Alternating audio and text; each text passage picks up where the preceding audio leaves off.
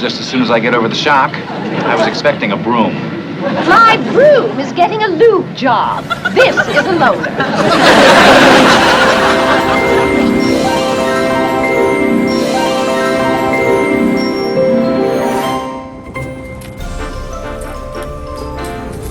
Hey, Darrin. Yes, Mark. So tell me, what is special about this corner right here at Stacy Boulevard and Perkins Road? Well, Mark, 51 years ago, this is where Serena snapped her fingers and brought up the Excalibur for her to take the Gloucester fisherman statue, bring him to life, and go off into the sunset with him. She kind of did it like this.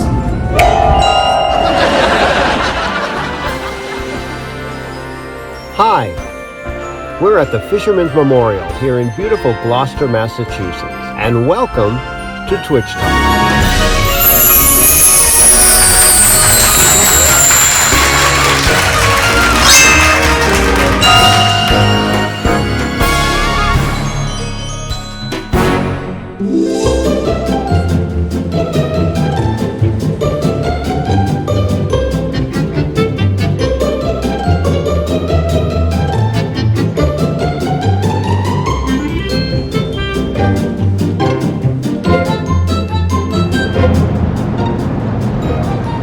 While sightseeing in Gloucester, Massachusetts, Serena falls for a handsome statue, brings it to life, and replaces it with Darrin. This week, we'll be discussing Bewitched episode number 205, Darrin on a Pedestal. This episode was written by Bernie Kahn and directed and produced by William Asher. The regular cast includes Elizabeth Montgomery as Samantha, Dick Sargent as Darrin, and David White as Larry Tate. The additional cast includes Robert Brown as the seaman, John Galladay as Mr. Barrows, Wallace Rooney as the gardener, Judd Strunk as the maitre d', Victoria Thompson as the hat check girl, Dick Wilson as Mr. Potter, Herbie Winters as the bartender, and Pandora Fox as Serena. And now, I'll turn it over to David, who's at the place where romance can grow, Hammond Castle in Magnolia. David?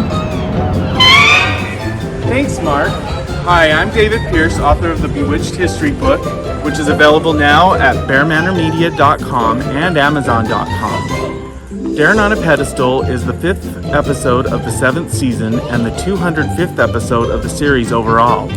Production took place in Gloucester, Massachusetts over the course of 3 days from June 23rd to the 25th, 1970, with overall production being completed by July 16th, 1970. It originally broadcast on ABC TV on Thursday, October 22nd, 1970, with a repeat broadcast on December 31st, 1970. On-location filming took place here at Hammond Castle in the Magnolia area of Gloucester and on Stacy Boulevard near the Real Fisherman's Memorial statue. Scenes were also shot at the Gloucester House restaurant, where we'll find Mike, who I'm sure has some continuity issues to discuss. Take it away, Mike. Hello again, Cosmos Conventioners. Adam Michael James here, author of the Bewitched Continuum, I, Samantha, Take This Mortal Darrin, and Samantha's 70s, which is freshly out on ebook for your electronic enjoyment. I am here in Gloucester once again to deliver my little bit of continuity goodness to you guys about this episode, Darrin on a Pedestal. Let's start with Darrin and ask whatever happened to the client, Hitchcock, played by Cesar Romero, who was the reason that Darrin and Larry were supposed to be going to Salem and checking in on this guy. Never hear from him again, but for some reason Larry is in Salem to push Darrin about the Barrows account. Can't quite figure that one out.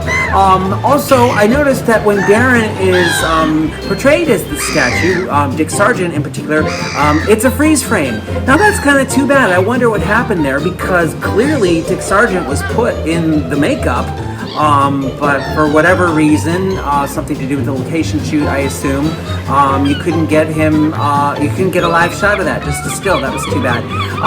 As to Hammond Castle, Serena's little haven that she whipped up, she also whips it up with a gossipy mortal groundskeeper, which I thought was a little odd. And then when Samantha whisks herself to where romance can grow to track Serena down, she pops out before the groundskeeper can tell her anything. I thought the whole reason that she went there was to get information. I mean, he did kind of yammer on in his intro, like I'm doing now, but I think Samantha would have stuck around. Also, I find it interesting that Samantha and Barrows and Larry make this big drive to the Gloucester house from the statue. You don't have to have ever been to Gloucester to know that the statue and Gloucester house are only half a mile apart, and that's a 10-minute walk. You would think, given the parking situation, they would have just had a nice little stroll along the water there, but they didn't do that. Speaking of time factors, once Serena and Samantha are in the Gloucester house and they excuse themselves, it only takes them 3 seconds to get to the bar. But they do have a rather nice split screen when Serena disappears. And they do split screen in front of a process shot, rear screen projection, which looks really, really good. And that's quite a lot of layers to add for one shot, but that came out really well. Also, the final thing I want to mention here is that at the table, when the Fisherman's Memorial statue guy disappears, someone appears outside the window at the same time. It's an extra who clearly they place in a different spot when they pick that shot up. So that is enough for me for continuity for now, because you know there's going to be more. But for now, we're going to take a break, and when we come back, we will talk with all our Twitchy Talker panel. So be here for that. 51 years ago, the Bewitched program came to Gloucester, and they wanted to use the Gloucester fisherman statue to bring Serena, to bring him to life, so she could enjoy some time with him.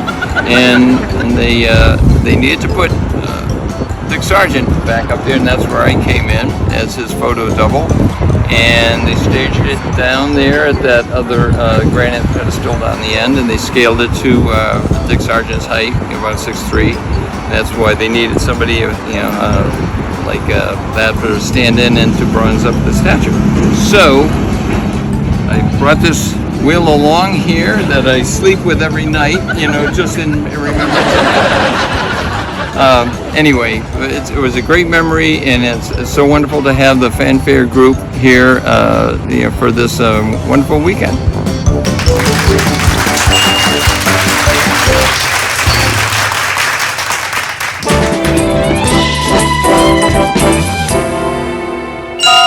Well. Having fun out there.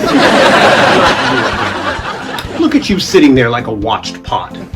You need to get out and boil. For your information, I am having fun. I'm reading the Bewitched history book by David L. Pierce, which contains information on all 254 episodes of Bewitched, with episode descriptions, reviews, and trivia, and also ties in the events of the times with each episode. Available from Bear Manor Media. Well, that does sound like fun. Guess I'm not needed this time, but I'll be back. No doubt.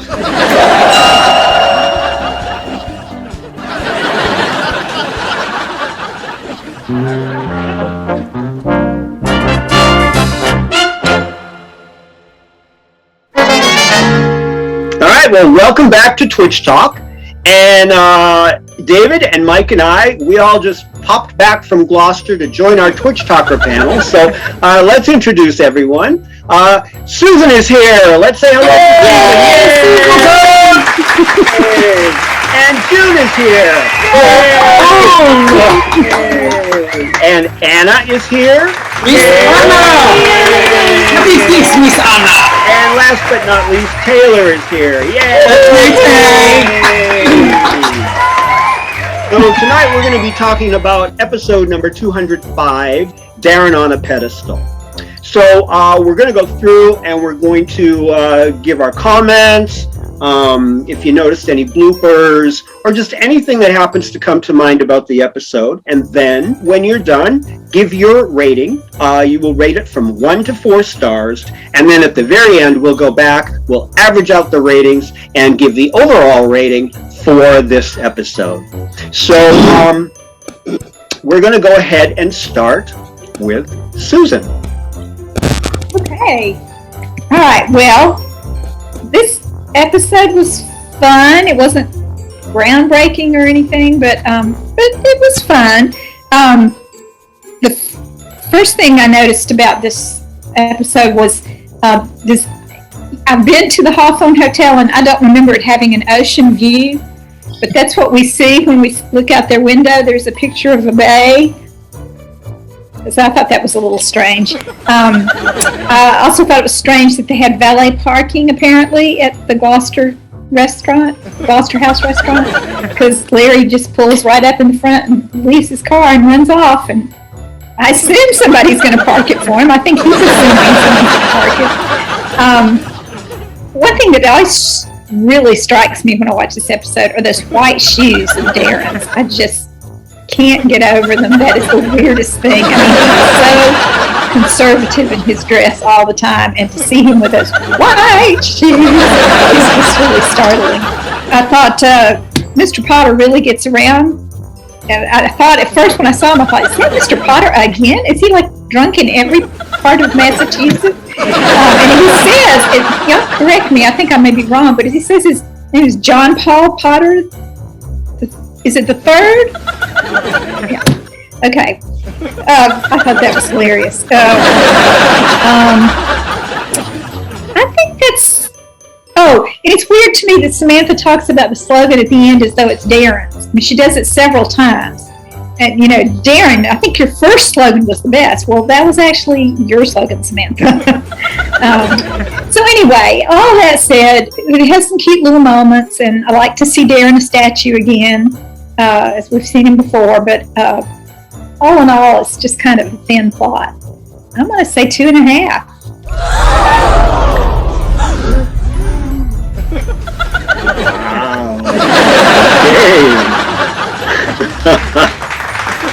Wow. That's you're entitled to your opinion. Let's go on to June.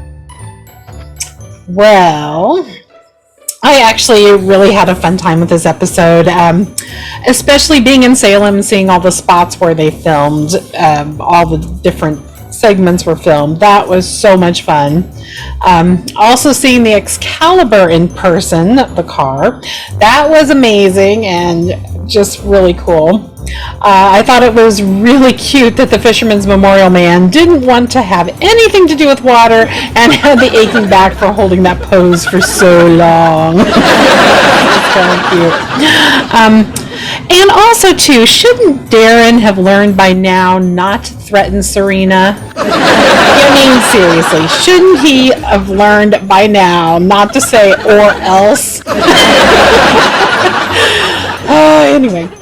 You would also think by now that Sam would be better at covering up for things that magically happen. She really did a bad job in this one about wanting to go out to lunch with them and then, oh, I'm starving, let's not wait for Darrin. And then all of a sudden say, why didn't you go on without me? And then, you know, them say, but I thought you were starving. She's like, oh, you know. But I was like, come on, Sam. You should be doing a better job now, by now, covering up for all the magical things that happen. And another thing, what is with the clients that they have? You know, it just makes me wonder. It's like they're really kind of demanding jerks. I mean, they didn't even really plan on having lunch together, and this guy was like, since he isn't here, I'm taking my account, and too bad for you, and he couldn't be found. And then not even letting him give an explanation. Come on.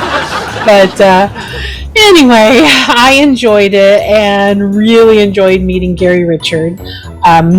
So because of the experience being there and everything else about it, I feel like I'm compelled to give it 4 stars because it was so much fun.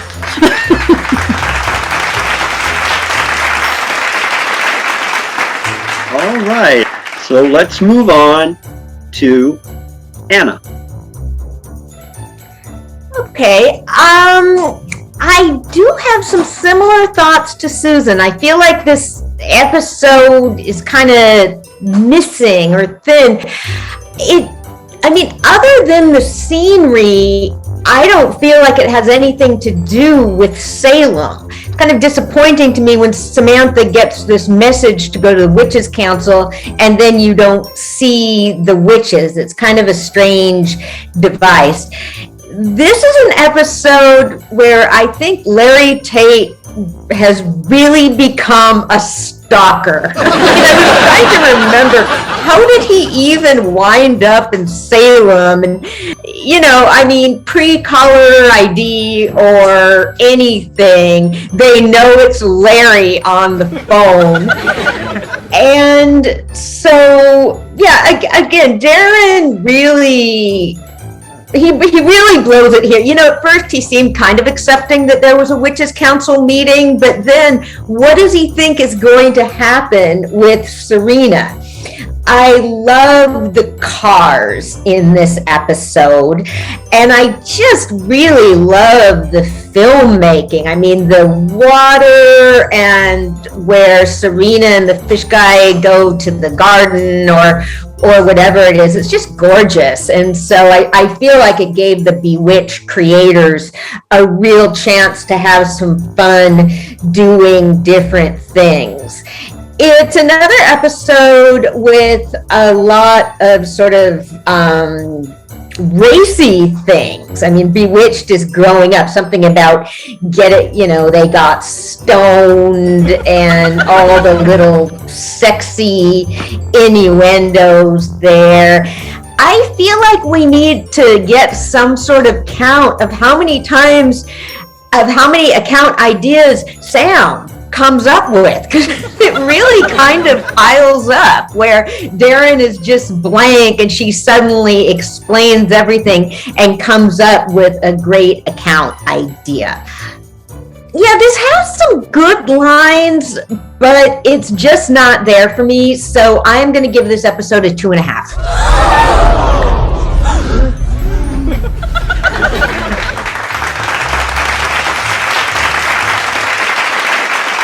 Yikes, another 2.5. All right, well. Okay, let's move on to Taylor. Okay, so I love the whimsy that Serena brings to episodes, and this episode she does it several times. She has not only that wild, what would you call that, Anna, a pantsuit? Is that a pantsuit? And then she has that old car. I think June called it Excalibur. And then there's the helicopter or whatever it is. She is single-handedly bringing Bewitched out of the premise that it established at the beginning of the show. And I think it's doing that in a really interesting way to start competing with the other shows that are popping up this season. The All in the Families, the other urban-oriented shows that are racier, as Anna described. And so that happens several times in this episode. We get to see Serena doing her romantic flings. She takes the seaman to her paradise, and there you see the man who's stoned. I mean, you can say that this is all reading too much into, but in a writer's room, people spend so much time fashioning the exact language to use that the entendre could not be underestimated. So I think that the show is really playing as much as it can with word choice and with Serena to do what the show could never have done before. And I don't love this episode, so I'm gonna jump on the Excalibur for the 2.5 train. Sorry about it. Wow. Either you love it or you hate it, I think. All right. Well, let's move on to David. So, I have always loved this episode, and mainly for that car, the Excalibur, which getting to see the car and sit in it this past time, seriously, thank you very much, Mark, and thank you, Uncle Sid. That was seriously the best. It's so cool when she zaps it up and says that it's a loner, and that's way funny. Serena is one of my favorites. I love any episode she's in, and I think it's kind of lame, though, that she makes the excuse that she didn't show up to the Witches Convention because she was in the World Kite Flying Championship. I'm pretty sure Hepzibah would not accept that excuse. Oh, Hammond Castle. That was awesome finding out that Hammond Castle was a real place, and I love when Serena says, oh, it's just a little place I zapped up to make myself more comfortable in Salem. And even better, seeing that the statue that was out there looking out to the sea is now not in that same place, but in the inner courts in Hammond Castle, and is actually Mr. Hammond himself. I've always loved this, when the fisherman leans her back, and then he's like, oh, my back, and she's like, let me rub it for you. And he says, lower, lassie, and she's like, ooh, gladly! So I thought Robert Brown was a good choice for the fisherman, and I also noticed when Mr. Barrows says to the fisherman, if I could check my umbrella, you can check your hat, and he kind of like holds on to it. I almost think that he would not have been able to remove the hat because that's part of his sculpture. So I thought that was cool. I thought all the visual, like the pop-out effects and everything, awesome. And I like the spells. Literally the only thing I don't like, and it's very, very shallow, I thought Liz's hair was terrible. I couldn't abide by it. But all in all, love. I loved it before. Before I went to Salem, I probably would have gave it 3 stars. But like June said, once you're there, you feel obligated to say 4 stars. You know that's right? 4. You just held up 5. Whatever. I haven't had any sleep. 4 stars. I've had a little bit too much good. Okay, and how about you, Mike? Well, I have my Serena green shirt. I have my green drinky. And I also have my Serena mole here. It didn't come out very good, but, I don't have as much practice.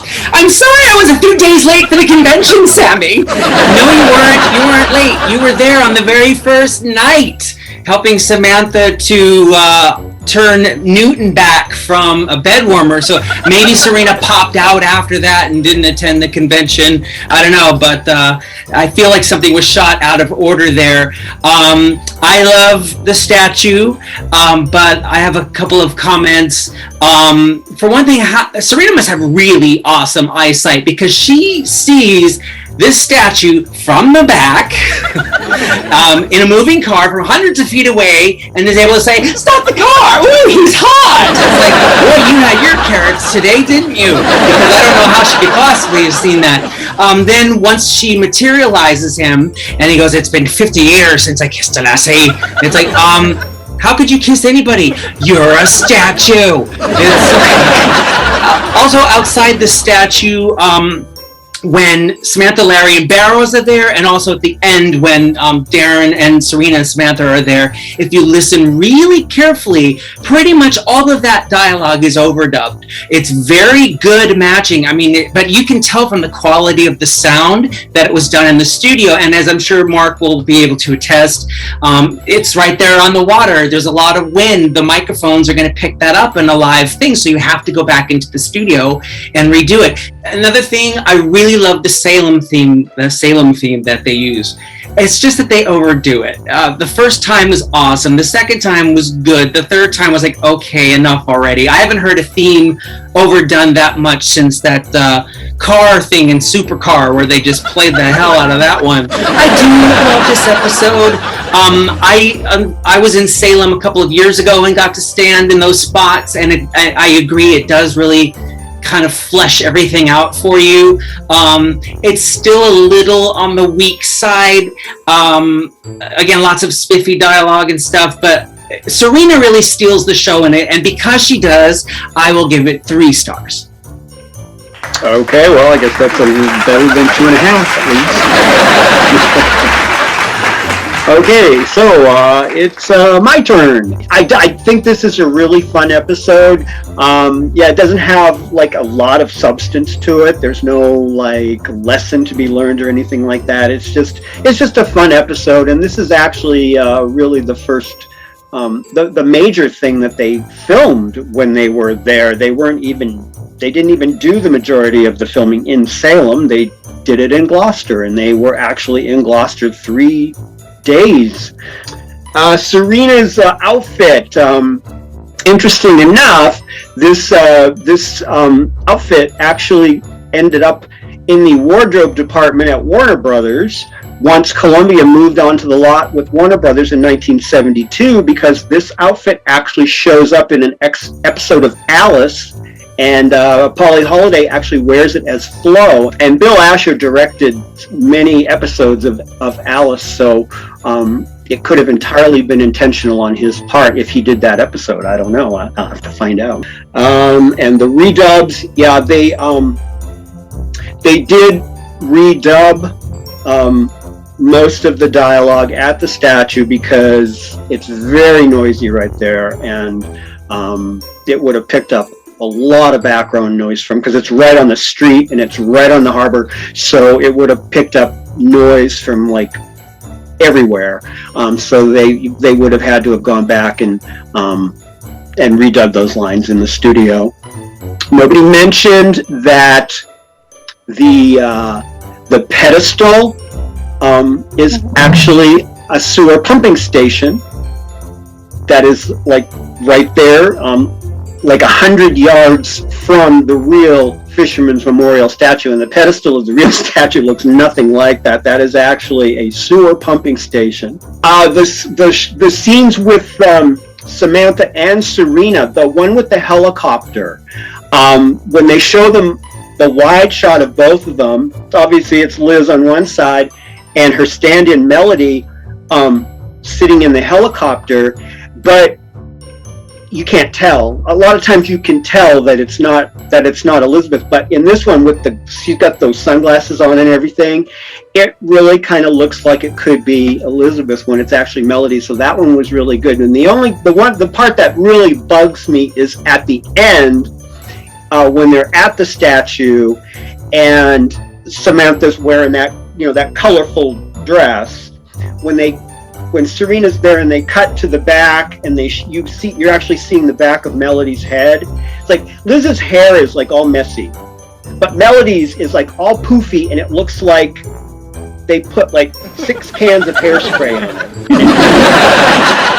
That really bothers me. This is the only thing about the episode that bothers me. Kindness hairspray, of course.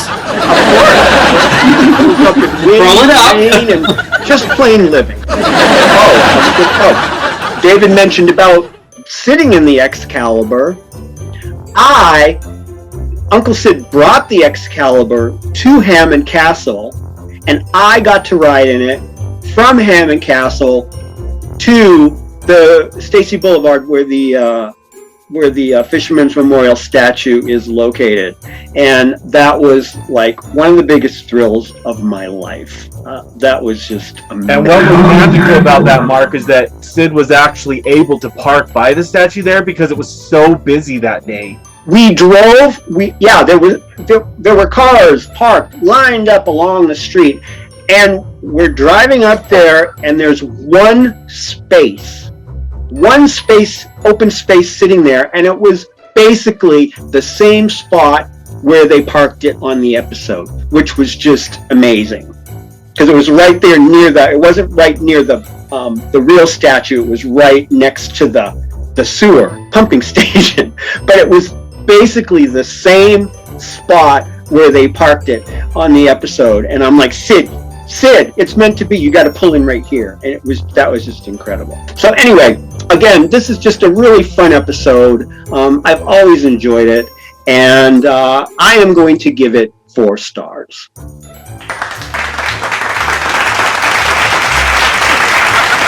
So all right, so we're going to take a little break, and we'll be back in just a moment.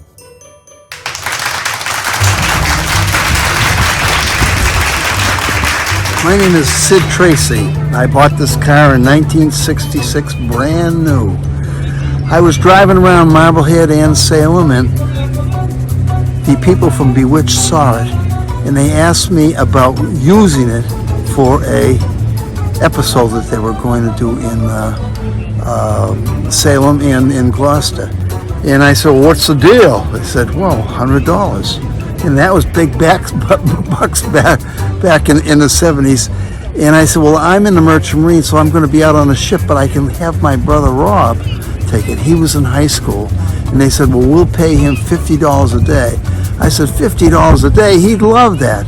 So anyways, they did that, and they had him line up, and they had a spot there where Sabrina was there, and she wiggled her nose, and they stopped the camera, and they had him drive up, hop it out, and they started the camera again, and there it was. It appeared right there. I've enjoyed it very much. It was made by Automobiles Incorporated of Milwaukee. It's 1966 Excalibur. They'd make 200 a year, and I've been very happy with it. I'm the original owner. Actually, no. No, I am not going to jump.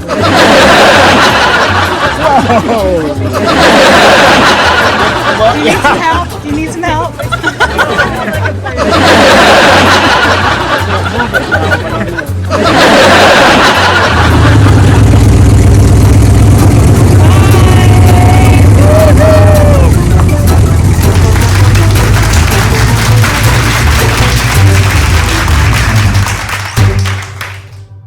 Gentlemen, people love classic TV.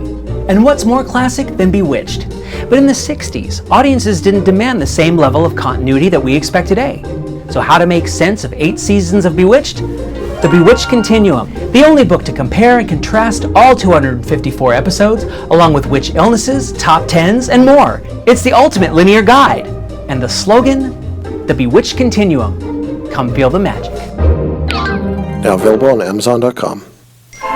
All right, well, welcome back. And now we're going to do something a little bit different here. We have a special segment, and it's concerning stand-ins, and one in particular. Stand-ins are used in film and television to substitute for an actor in preparation for filming and allow the director of photography to light the set and the camera department to light and focus scenes while the actors are absent. The director will often ask stand-ins to deliver the scene dialogue and walk through the scenes to be filmed, also known as blocking. Bewitched was no different. Throughout the run of this series, the entire main cast had a stand-in who would also be used as background extras in various scenes. A couple of these faces are well known to Bewitched fans, though we didn't always know their names. This is Herbie Winters, known on the set as Uncle Herbie, who was the stand-in for both Dick York and Dick Sargent, except for the on-location shooting in Salem, as well as an extra in many scenes throughout the entire 8 years of the show. This is Kathy Ellis. She was Agnes Moorehead's stand-in, personal secretary, and friend throughout much of her career, and she can also be seen in the background in various episodes. And this is Melody McCord. Melody was the stand-in for Elizabeth Montgomery and back double when she portrayed Serena throughout most of the run of Bewitched. She can also be seen, and in some cases heard, in many scenes as well. Some fan site articles state that she was used throughout the entire series, but from my research, it appears she came on board at the beginning of season 3, as prior season call sheets show Elizabeth stand-in as someone named L. Carroll. It was also initially reported in articles that her name was Melody Thomas, most likely confused with Melody Thomas, now Melody Thomas Scott, from The Young and the Restless. But after call sheets were found showing M. McCord, it was discovered that her name was Melody McCord. So now, let's find out a little bit more about Melody McCord, our other Samantha.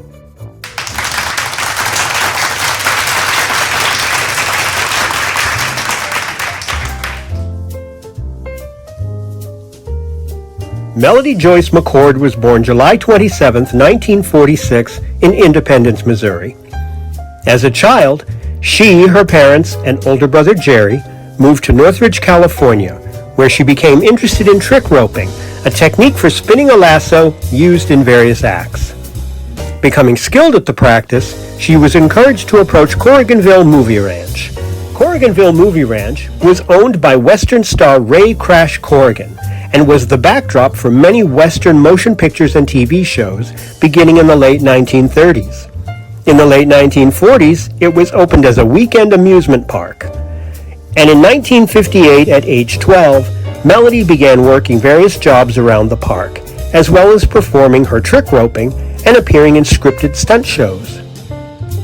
Encouraged by actor Dale Robertson in the early 1960s, who made a guest appearance at the park, Melody joined the Screen Actors Guild and began her career as a stand-in and extra, appearing in television shows such as Leave It to Beaver and My Three Sons.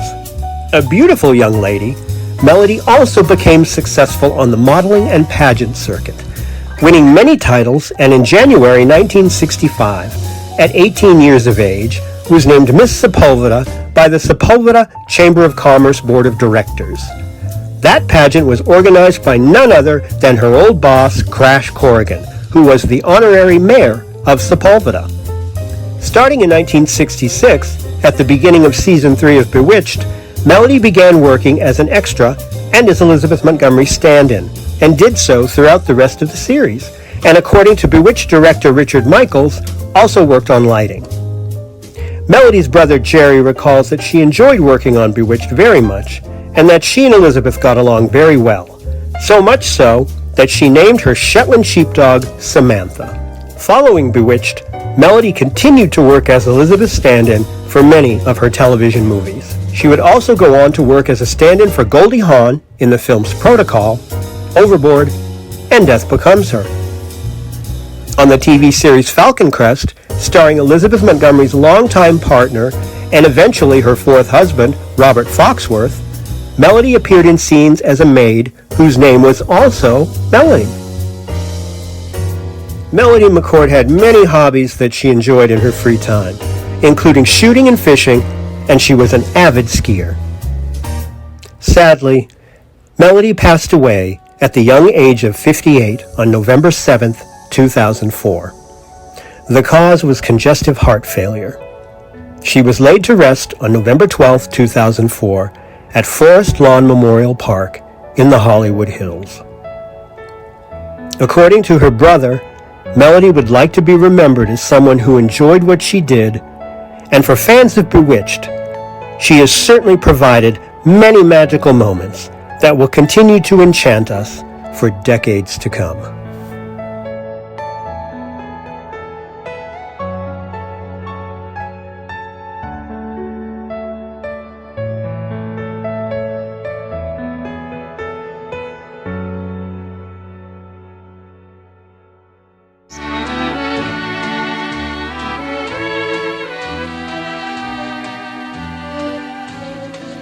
Fashion-wise, it starts off, and you know what, I think I thought Darrin's shoes were so hideous that I kind of blotted them out of my mind, because I just noticed his normal blue and orange. And it starts off with Sam matching the bedspread, which is just like, okay, well, they're talking about going sightseeing like a normal couple, blending into whatever's going on. And then she's standing by the window and just looks stunning. And the other fashion thing that I love is at the very end, where Samantha has switched to kind of a jazzy 70s print, and Serena is wearing this sky blue shift sort of dress, and she looks absolutely stunning standing by the water. And it's unusual for Serena to be wearing something so classy. So that is just beautiful. I love how she looks in that.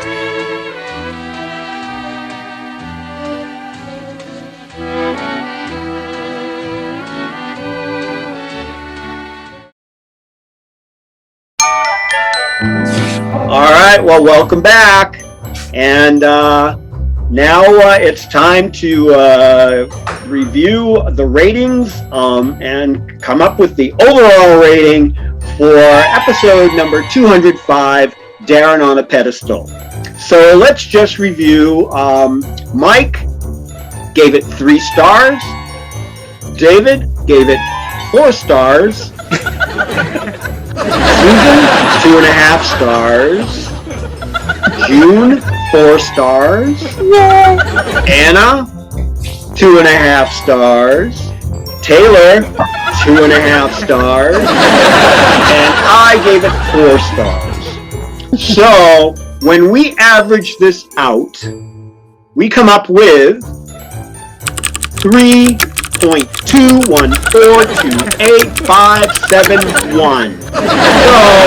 So we're going to have to round this one down to 3 stars. Yay! Hey there, Galaxy Groovers. We'll blow you a kiss on the wind as we discuss Bewitched episode number 192, Serena Stops the Show, on the next episode of Twitch Talk. Be sure and join us. Yay!